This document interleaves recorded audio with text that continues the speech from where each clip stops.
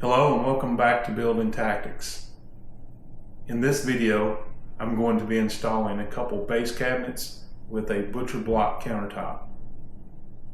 This is a simple install that you can do yourself.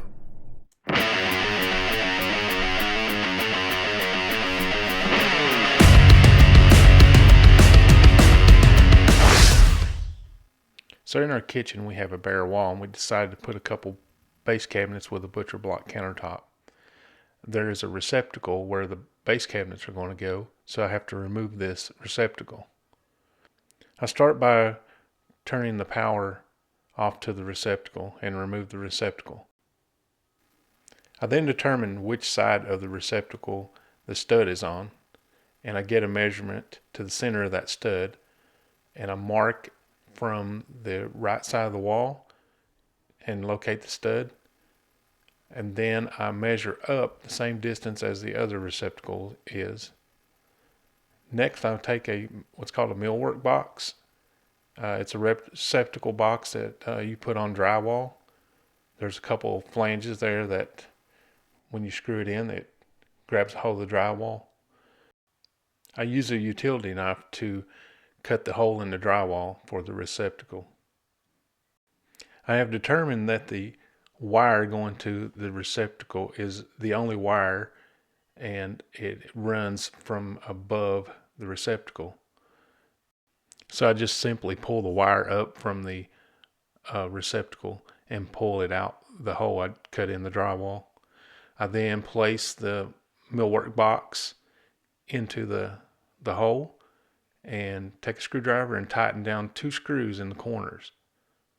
This will help hold the receptacle in place when you pull the cord out. Next, I strip the wires and install the receptacle.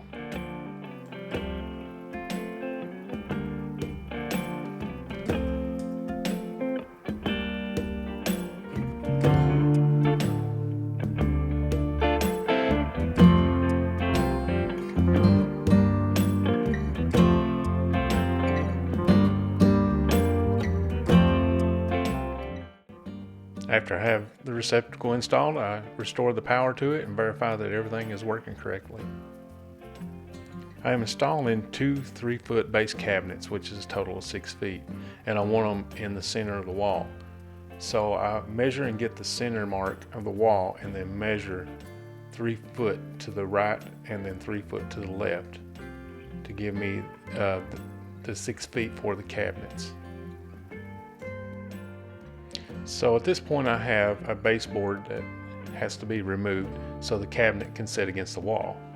I have couple options. I can either remove all the baseboard and then replace it, but what I decided to do was square off the marks that I made on each side, and then take a oscillating saw and cut the baseboard on those marks.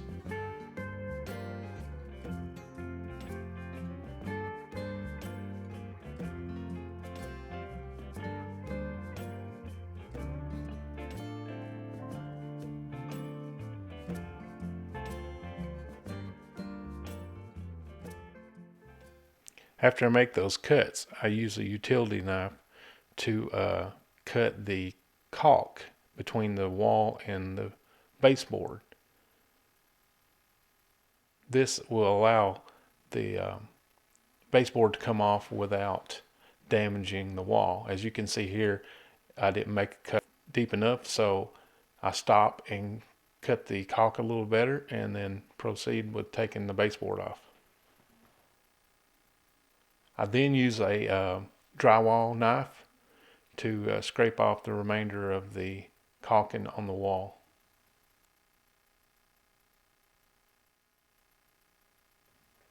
Next, I dry fit the cabinets, slide them into place. I then check the level on the back side and each side of the cabinets. As you can see, it's just a little bit off, and there's a gap at the top, but it's flush at the bottom, so that tells me that it needs to be shimmed in the front. So I place some thin shims about an 1/8 inch thick to raise the front of the cabinet up. So now the cabinet is good and level, and it closes in the gap on the back wall. Next, locate the stud and measure over 16 inches on the back of the cabinets where the studs are located. I then drill a pilot hole so I can mount the cabinets with 2.5 inch screws.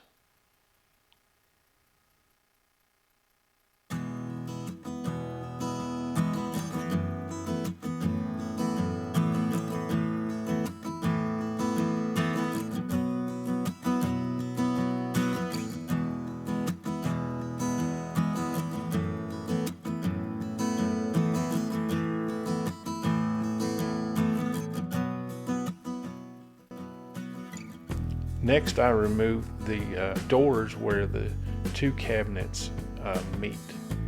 This is so I can align the cabinets and put screws in to secure the cabinets together. I then make sure the cabinets are even, and I use a couple of clamps to secure it and hold it in place while I install the screws. I use a piece of tape on a drill bit to set the depth of the hole I want to drill. This keeps me from drilling all the way through the cabinets. This is a pilot hole for the screws. It's actually slightly smaller than the actual screw is. I then install the screw into the cabinets.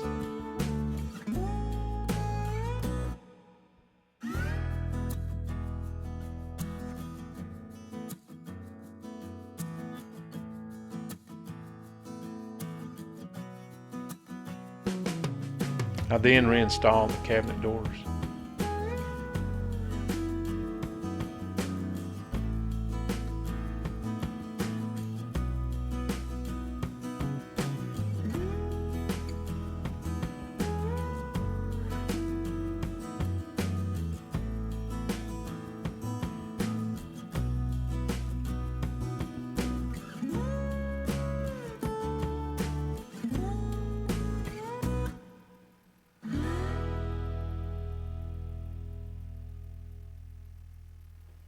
Now I need to adjust the gap between the cabinet doors and the drawers.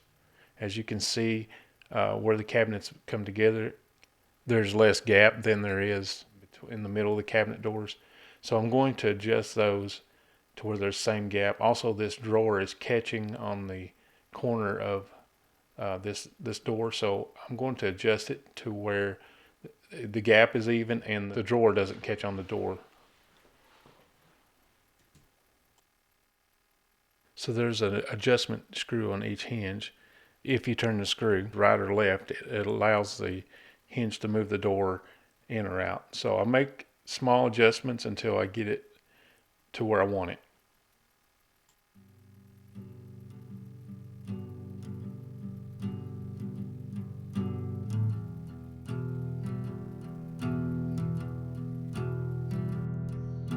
The next step is to finish the butcher block countertop. This countertop, once you open it, you should stain or seal it within 48 hours. The first step I do is I lightly sand the countertop with a 220 grit sandpaper.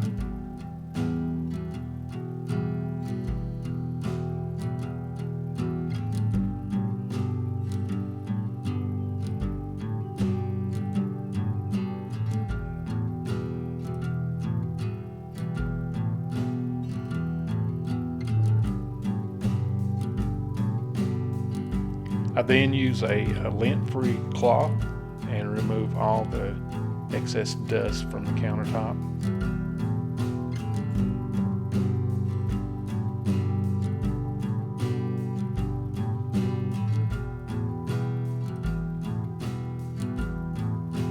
The stain I'm using is an oil-based stain. I apply a thin coat with a foam brush, and then I use a lint-free cloth to remove the excess off the countertop.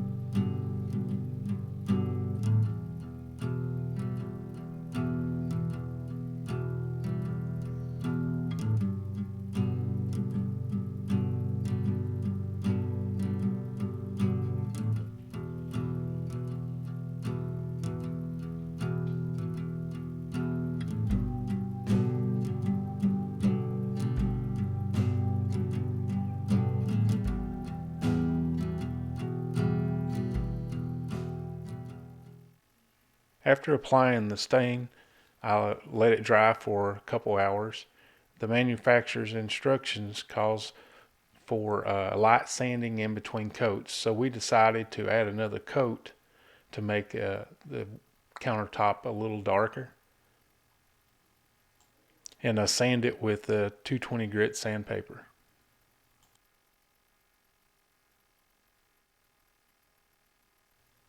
So while I wait for the stain to dry, I start installing the door pulls. I find the center of the drawer and I make a mark, and then I find the center down from the top of the drawer. The screw holes on these pulls are 3 3/4 inch, so I measure from the center line half that distance in each direction and make a mark. This is where I will drill the 2 holes for the drawer pulls.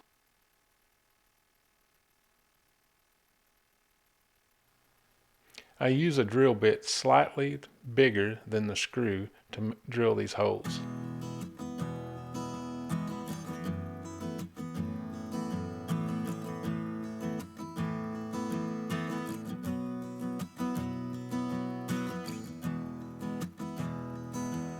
I then secure the pulls to the drawer with the screws.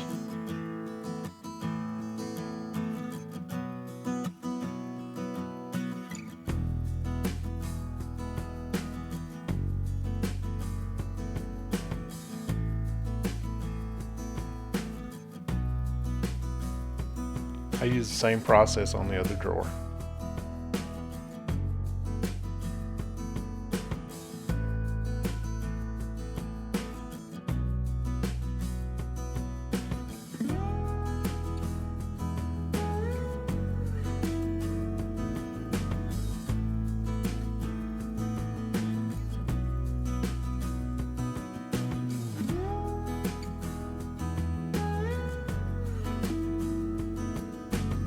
Next, I install the pulls on the doors.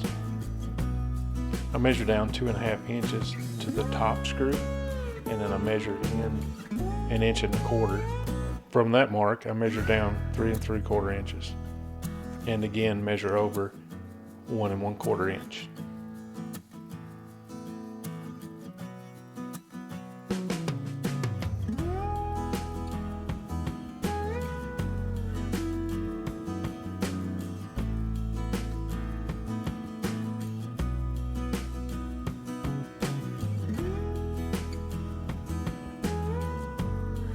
I then drill the holes for the screws and install the door pulls. I repeat this process on each door.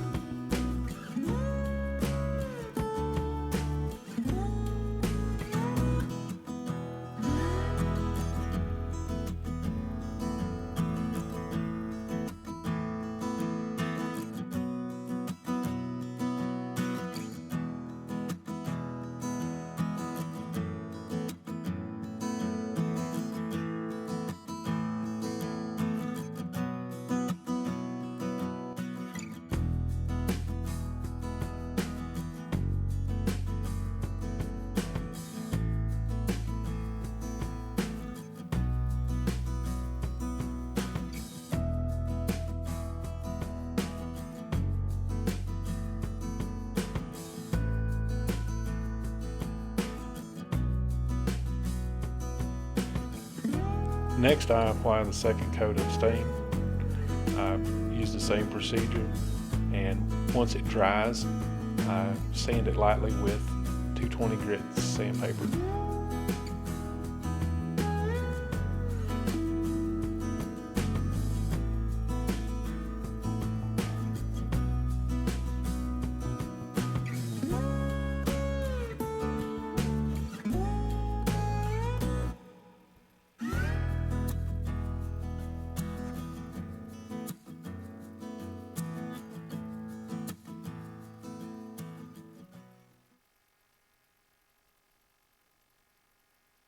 Now I apply a coat of polyurethane.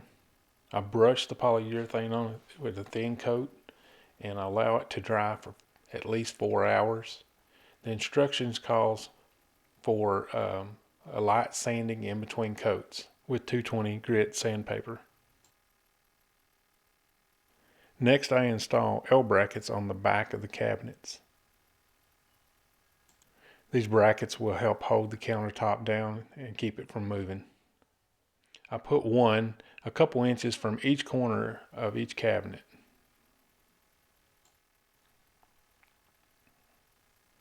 After I applied 4 coats of polyurethane, I place the countertop on the cabinets and get a 1-inch overhang on each side. I then pre-drill for the L bracket screws into the countertop.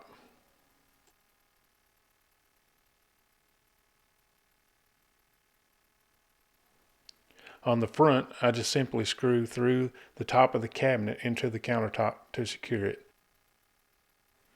Now I install a toe kick trim board. This board is cut to length at 6 feet.